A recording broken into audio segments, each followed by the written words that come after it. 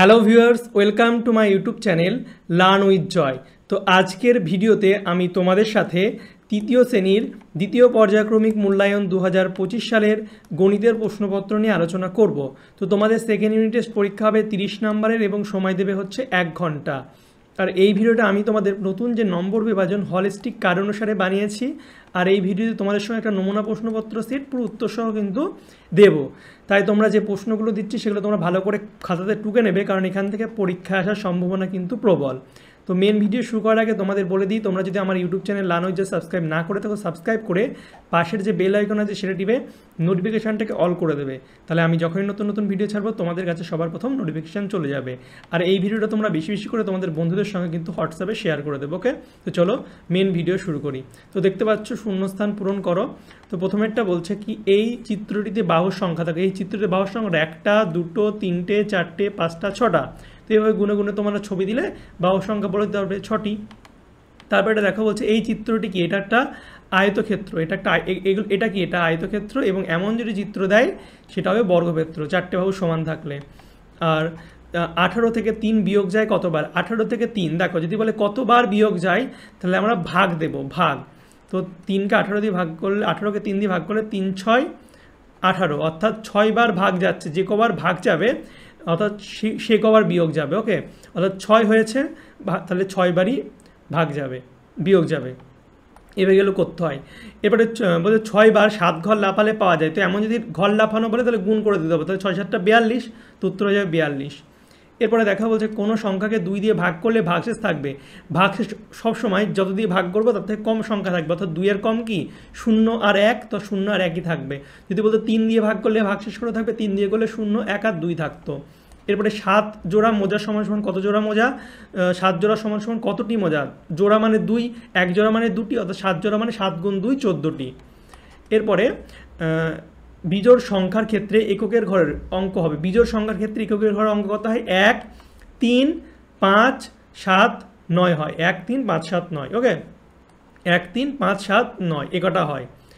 এরপরে আর জোড়ের ক্ষেত্রে কত? 2 4 6 8 0 হয়। আর ভাজ্য সমান সমান কি? ভাজক গুণ ভাগফল যোগ ভাগশেষ। এরপরে দেখো বলছে 5টা 8 পরপর যোগ করলে যোগফল হয়। 5টা 8 পরপর যদি যোগ করি, যোগ যদি বলে পরপর যোগ করা, এটা মানে গুণ করতে হবে। দেখো 5টা 8 মানে এইভাবে বারবার যোগ করা। দেখো 5 যোগ 5 মানে কত? 10 হয়। আবার দুবার 5 যোগ করেছি মানে 5 গুণ 2, এটা মানেও 10, অর্থাৎ বারবার যোগ করা মানে গুণ করা, অর্থাৎ 5 8টা হয়ে যাবে 40। এরপরে দেখো ক্ষয়ের দাগে সঠিক উত্তরটি মাথায় রাইট দিতে হবে। বলছে 50 টাকায় কটি 5 টাকার নোট বা কয়েন থাকে? তো 5 টাকার নোট থাকবে 10টি। 10টি যদি 5 টাকার কয়েন থাকে 5 গুণ 10 50 হয়ে যাবে, অর্থাৎ 10টি হয়ে যাবে সঠিক উত্তর। তারপরে বলছে 30টি গুলি সমান সমান কটি জোড়া? 30টি গুলি সমান সমান কটি জোড়া? জোড়া বললে টি বললে যদি সংখ্যায় থাকে, জোড়া বলে 2 দিয়ে ভাগ করে দেবো। 2 দিয়ে ভাগ করলে কত হবে? 30কে 2 দিয়ে ভাগ করলে হচ্ছে 2 1 2, বিয়োগ করলে 1 আর 0 নামলো, 5 2 10, অর্থাৎ হয়ে যাবে হচ্ছে 15টি। ওকে, এরপরে 5 জোড়া জুতো সমান সমান কটি জুতো? তো জোড়া থেকে টিতে গেলে 2 দিয়ে গুণ, তাহলে 5 গুণ 2 10টি হয়ে যাবে।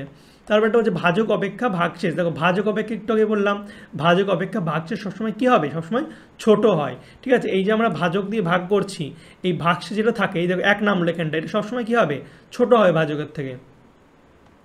এরপরে 5এরটা বলছে বিজোড় সংখ্যা থেকে 1 বিয়োগ করলে পাওয়া যায়। বিজোড় থেকে যদি আমরা 1 বিয়োগ করে দিই তাহলে জোড় সংখ্যা হয়ে যায়। যেমন বিজোড় সংখ্যা 3, এর থেকে 1 বিয়োগ করলে এটা কত হয়ে গেল? 2 জোড় সংখ্যা। বিজোড় সংখ্যা 5, 1 বিয়োগ করলে হয়ে গেল 4 জোড় সংখ্যা। তো বিজোড় সংখ্যা থেকে 1 বিয়োগ করলে জোড় সংখ্যা পাবো। তাহলে 50 থেকে 7 বিয়োগ করা যাবে কতবার? 50 থেকে 7 বিয়োগ করে সেই ভাগ করতে হবে। তো আমরা ভাগ করব 50কে 7 দিয়ে, 7 7টা 49, আর ভাগ যাচ্ছে না, তাহলে 7 হচ্ছে। ঠিক আছে, ভাগফল 7, তো 7 বারই হচ্ছে বিয়োগ যাবে। এরপরে 1 ডজন সমান সমান কটি? 1 ডজন মানে হচ্ছে 12টি। তার একটা বলছে 7 দিয়ে কোনো সংখ্যাকে ভাগ করলে ভাগশেষ হতে পারে। 7 দিয়ে ভাগ করলে ভাগশেষ কত হতে পারে? 7 থেকে কম 8 হবে না। ঠিক আছে, এই অপশানটা একটু ভুল আছে, অপশানটা তোমরা এটা 7 করে নেবে, তো 5 হবে এটা। ঠিক আছে, 5 7 থেকে কম হবে সবসময়। এরপরে দেখো বলছে নিচের সংখ্যাগুলির মধ্যে হচ্ছে মধ্যে কোনগুলি 2 দিয়ে এবং কোনগুলি 3 দিয়ে বিভাজ্য। তো 2 দিয়ে বিভাজ্য কখন হয়, যদি শেষে যদি জোড় সংখ্যা থাকে সেটা 2 দিয়ে বিভাজ্য। তো দেখো ওই 512 শেষে 2 আছে, 2 দিয়ে বিভাজ্য। 800 শেষে এখানে 0 আছে, 2 দিয়ে বিভাজ্য। তো 2 দিয়ে বিভাজ্য কখন যাবে, যদি শেষে যদি জোড় সংখ্যা থাকে 2 দিয়ে বিভাজ্য। 3 দিয়ে বিভাজ্য কখন হবে, এই অঙ্কগুলিকে সব যোগ করবো। দেখো 6 আর 9 হচ্ছে 15, যোগ করলে 15 হয়। 15 যদি 3 দিয়ে ভাগ যায় তাহলে সংখ্যাটা ভাগ যাবে, তো 15, 3 5 15। এবং এটা 4 আর 6, 6 আর 9 15, এটাও 15 হচ্ছে, এবং 15কে 3 দিয়ে ভাগ যায়, 3 5 15। তো পুরো সংখ্যাটা 3 দিয়ে বিভাজ্য। তো এইভাবে কিন্তু করতে হয়। এরপরে দেখো বলছে যে কোনো একটি প্রশ্নের উত্তর দাও। বলছে ভাজ্য, এটা ভাজক, ভাগফল ভাগশেষ নির্ণয় করতে হবে। তো 800কে দেখো ভাগ করতে হবে, তো 800কে 4 দিয়ে ভাগ করতে হবে। এখানে করা আছে কিন্তু আমি তাও তোমাদের করেই দিচ্ছি। এখানটা দেখো 800কে 4 দিয়ে ভাগ করব, তো 4 দুগুণে 8, বিয়োগ করলে এই 0 নামলো। তো আবার যদি 4 0 0, বিয়োগ করলে এই 0টা নামলো, 4 0 0, তার কিছুই থাকছে না। তো 200, এটা হচ্ছে কি, এটা ভাগ, এটা হচ্ছে ভাজ্য আর এটা ভাজক। তো ভাজ্য 800, ভাজক হচ্ছে 4, আর এটা হচ্ছে কি, এটা হচ্ছে ভাগফল 200, আর ভাগশেষ যেটা পড়ে থাকে কিছুই পড়ে নেই, 0 হয়ে গেল। এভাবে করতে হবে। সেম দেখো এটাও, এটা হচ্ছে 302, ঠিক আছে, 3 দিয়ে ভাগ করতে হবে। 3 দেখে তাহলে 3 দিলাম, 0টা নামলো, 3 0 0, বিয়োগ করলে এই 2টা থাকছে। তো এটা যেহেতু নামালাম আবার 3 0 0 দিয়ে যাবে, বিয়োগ করলে 2, অর্থাৎ ভাজ্য হচ্ছে 302, ভাজক হচ্ছে 3, আর ভাগফল হচ্ছে 100, আর ভাগশেষ হচ্ছে 2, হয়ে গেল। এরপরে দেখো গুণ করতে হবে। তো গুণ দেখো 299কে 3 দিয়ে গুণ করলে 3 নং 27, ঠিক আছে। এখানে আমি পাশে করেও দেখাই তাহলে তোমাদের সুবিধা হবে। তো দেখো 3 নং 27-এ 7, হাত থাকলো 2, 3 নং 27 আর 2 29-এ 9, হাত থাকলো 2, 3 দুগুণে 6 আর 2 8। তো এটাই হয়ে যাবে গুণফল। তারপর এটা দেখো কথায় লিখতে হবে।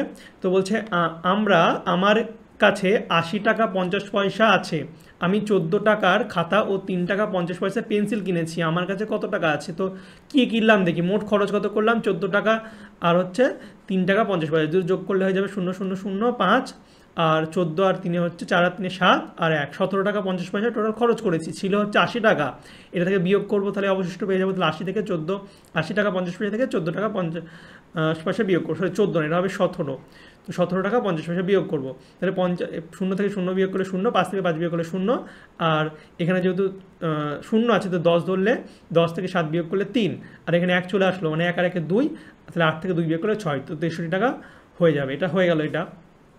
তো এরপরে দেখো, এরপরেরটা দেখো, বলছে দিদিমণি ক্লাসে 285টি খাতা নিয়ে এলেন, প্রত্যেক ছাত্রকে 8টি করে খাতা দিলেন, দিদিমণি কতজনকে খাতা দিতে পারবেন, কটি খাতা তার কাছে পড়ে থাকবে। তো দেখো 8টি খাতা একজনকে দেবে, 8টি খাতা দেবে একজনকে, তাহলে 1টি খাতা কজনকে দেবে, 1/8 জনকে।